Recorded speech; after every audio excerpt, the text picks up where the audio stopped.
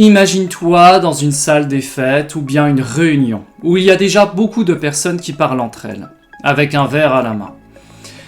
Ça rit, ça parle fort, ça se sert à la table des gâteaux apéritifs, et d'un seul coup, c'est comme si la musique se stoppait net. Et là, les projecteurs se dirigent vers l'entrée de la salle. Un homme rentre, tous les regards se dirigent vers lui. Les conversations qui avaient lieu se sont stoppées net pour admirer cet homme. Qu'on le trouve séduisant ou non, il faut bien l'admettre, il a su capter l'attention. De par son aura, son énergie, son magnétisme, il a conquis toute une salle à lui seul.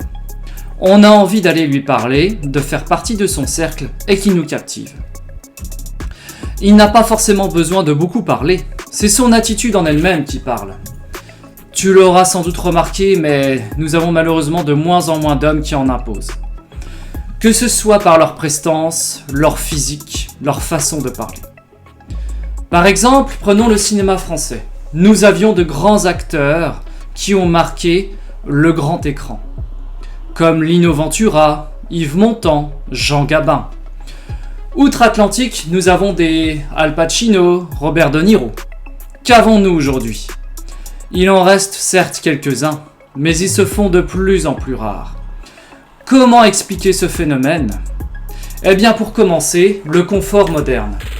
Pour être charismatique, il faut s'exposer, parler, prendre des risques. Aujourd'hui, même situés à 2 mètres l'un de l'autre, des employés de bureau s'appellent via casque en passant par leur logiciel.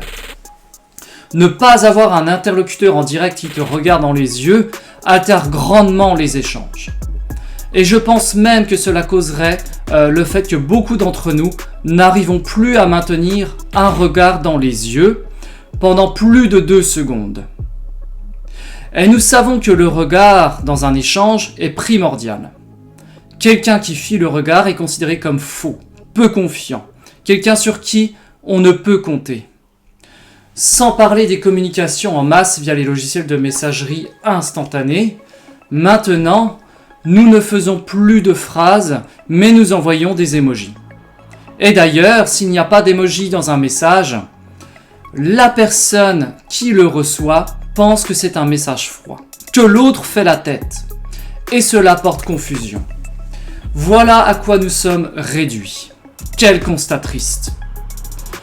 La multiplication de la sédentarisation tiendrait aussi pour moi une place primordiale.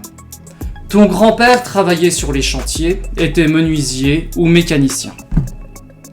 Il utilisait ses mains, développait son physique. Aujourd'hui, nous avons des hommes qui occupent majoritairement des métiers de bureau. Donc, pour se maintenir un minimum physiquement, il faut aller à la salle de sport. Chose qui n'était pas nécessaire dans le passé, puisque ton activité professionnelle développait ton physique. Et après une journée de travail sur les chantiers, je doute qu'ils avaient envie d'aller à la salle. Parlons aussi de l'autocensure. Combien n'osent plus dire le fond de leurs pensées et se retiennent ? De peur de déplaire, d'avoir une opinion différente des autres, on préfère ne rien dire. Ou bien suivre la conversation en donnant le même avis que les autres, ce qui donne lieu à des débats stériles entre de pâles copies de personnes qui ne sont pas elles-mêmes. L'autocensure s'explique aussi dans la peur de perdre l'autre. Et comme nous le vivons, et il faut bien le dire, dans une période de grande solitude, de misère sociale et affective, on préfère être du même avis que sa partenaire ou ne rien dire, en espérant qu'elle reste avec nous. Parlons maintenant de la posture. Combien marchent avec le dos voûté, le regard collé sur le téléphone, au point de rentrer dans les autres passants. Sans parler que nos métiers sédentaires ne font pas travailler nos corps, mais au contraire, l'affaiblissent. Comment être un homme fort lorsque tu travailles 8 heures par jour derrière un écran d'ordinateur sous des néons artificiels ? Et tiens, ne mettrais-je pas le doigt sur une des causes de déficience majeure de vitamine D qui touche entre 75 et 80% des Français ?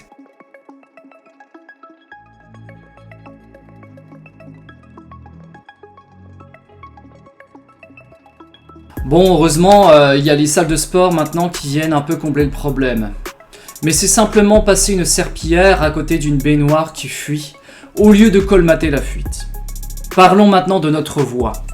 Combien d'entre nous changeons de ton de voix lorsque nous avons peur, lorsque nous nous adressons à une fille qui nous plaît, lorsque nous nous adressons à une personne de hiérarchie supérieure? Notre voix traduit notre émotion. Et je pense qu'inconsciemment, on souhaite tellement respecter la personne que si nous gardons notre ton habituel, nous avons l'impression que nous manquons de respect. Est-ce que par hasard, ça ne viendrait pas de l'enfance? Lorsque tu te faisais reprendre par tes parents, quand tu criais, ou bien quand tu t'adressais à un inconnu de manière directe et franche, et que tes parents t'ont dit « On ne parle pas comme ça aux gens, change de ton ». Tout ça s'est programmé dans ton esprit et a perduré tout au long de ces années. Le fait aussi d'aborder massivement les femmes sur les réseaux. Devant la multiplication des gens présentant des troubles anxieux, nos vies sont de plus en plus chargées et sont faites de manière numérique, eh bien nous avons perdu cette faculté à nous adresser directement au sexe opposé. Et même nous nous excusons devant une fille de peur de la déranger. Et ça, tu le sais, ça ruine complètement ton assurance devant elle. Et les business ont bien compris la difficulté croissante des hommes d'aborder courageusement une femme qui leur plaît et ont profité de l'occasion pour développer massivement leurs applications de rencontres. La conséquence, aborder quelqu'un dans la rue, dans un magasin, est presque perçu comme quelque chose d'inhabituel. Se rencontrer en ligne est devenu la norme. Parlons aussi d'une alimentation de moins en moins riche en vitamines et minéraux. Depuis 70 ans, il a été constaté que les fruits et les légumes ont perdu une quantité massive de leurs nutriments. Pour les haricots verts, par exemple, c'est une baisse pouvant aller jusqu'à 50% du taux de fer.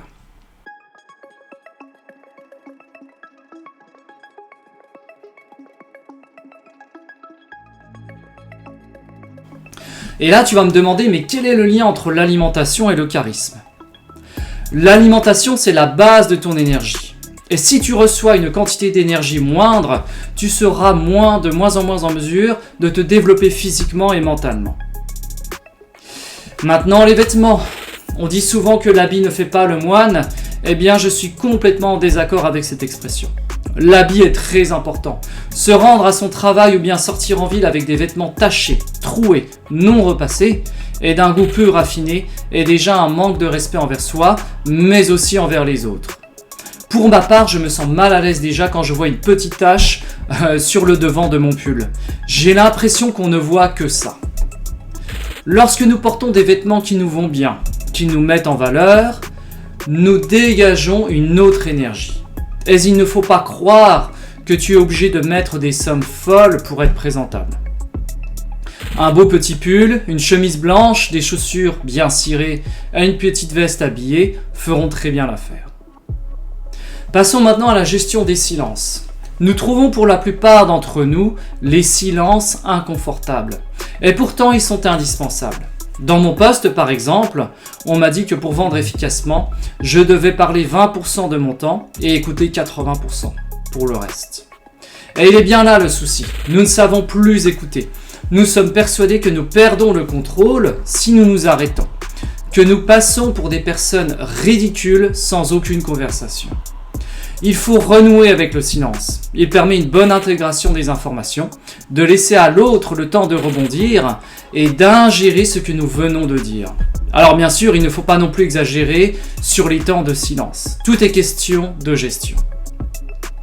Et bien maintenant, passons aux solutions. Tu l'auras compris, pour progresser en charisme, il va falloir passer outre le confort que propose cette société moderne. Tu vas devoir combler les carences musculaires en pratiquant du sport régulièrement, surtout si tu es sédentaire.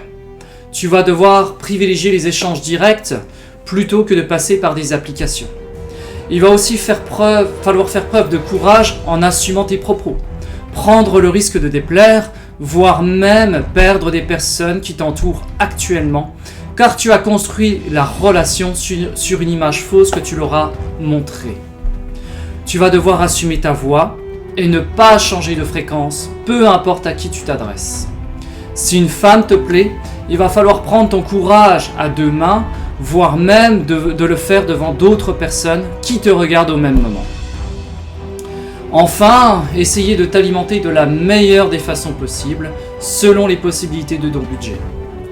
Tu peux aussi pratiquer d'autres activités comme le théâtre, les sports de combat, des activités artistiques, voire t'exposer face à un public.